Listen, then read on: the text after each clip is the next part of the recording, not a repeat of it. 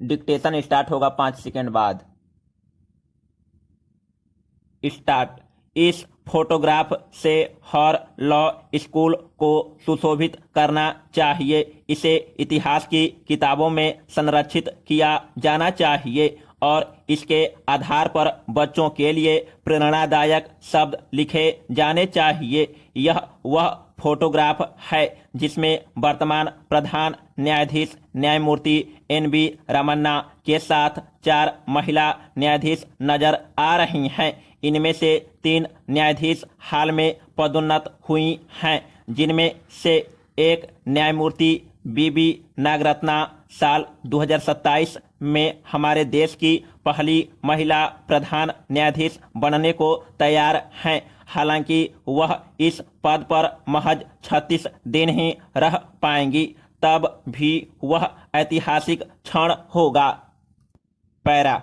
यह फोटोग्राफ बहुत महत्वपूर्ण है। याद रहे, हमारे देश के सुप्रीम कोर्ट के किसी महिला न्यायाधीश को पहुंचने में 39 साल लग गए थे। साल 1989 में देश की सर्वोच्च अदालत को पहली महिला न्यायाधीश न्यायमूर्ति फातिमा बीबी नसीब हुई थी। सुप्रीम कोर्ट को 8 महिला जजों को पाने में देश को 71 साल लग गए। इस पृष्ठभूमि में भी इस तस्वीर का महत्व बहुत बढ़ जाता है। पर क्या यह तस्वीर एकदम सही है? शायद हकीकत से बहुत दूर है। इससे उच्च न्यायपालिका में न्यायाधीशों के आधार पर लिंग भेद का संकेत मिलता है। न्यायपालिका में विविधता भी एक बड़ा मुद्दा बना हुआ है। क्या हमारी न्यायपालिका में अल्पसंख्यकों को पर्याप्त प्रतिनिधित्व प्राप्त है?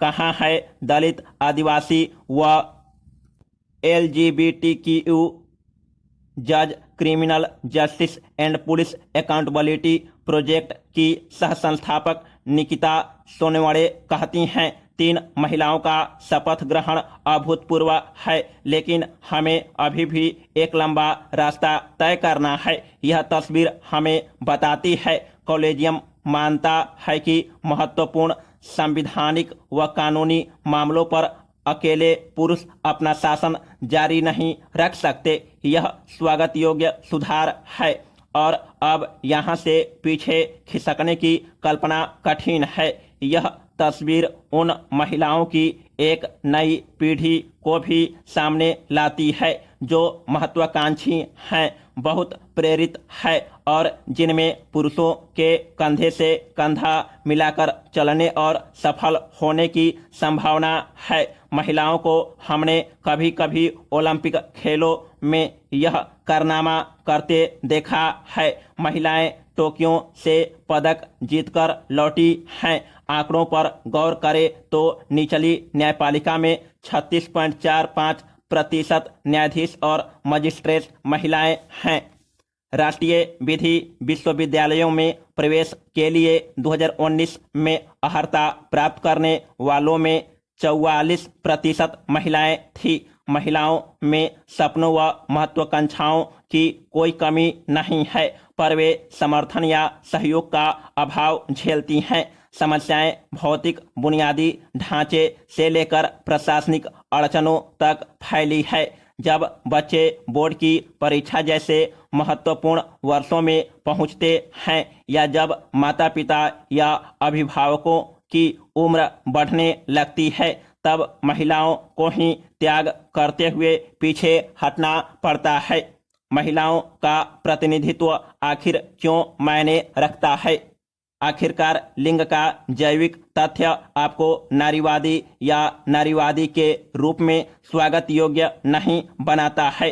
पुरुष न्यायाधीशों ने 3 तलाक से लेकर निजता व व्यभिचार तक कई मुद्दों पर प्रगतिशील टिप्पणियां की हैं, जबकि सभी महिला न्यायाधीश हमेशा लिंग भेद को लेकर सजग या चिंतित नहीं रहती हैं। वह एक महिला न्यायाधीश ही थी जिन्होंने एक 39 वर्षीय व्यक्ति को पैक्सो के आरोपों से बरी कर दिया था, क्योंकि त्वचा से त्वचा का संपर्क नहीं हुआ था। एक पूर्व प्रधान न्यायाधीश को 3 सदस्यीय साथियों की उस समिति ने यौन उत्पीड़न के आरोप से मुक्त कर दिया था, जिसमें 2 महिलाएं भी शामिल थी।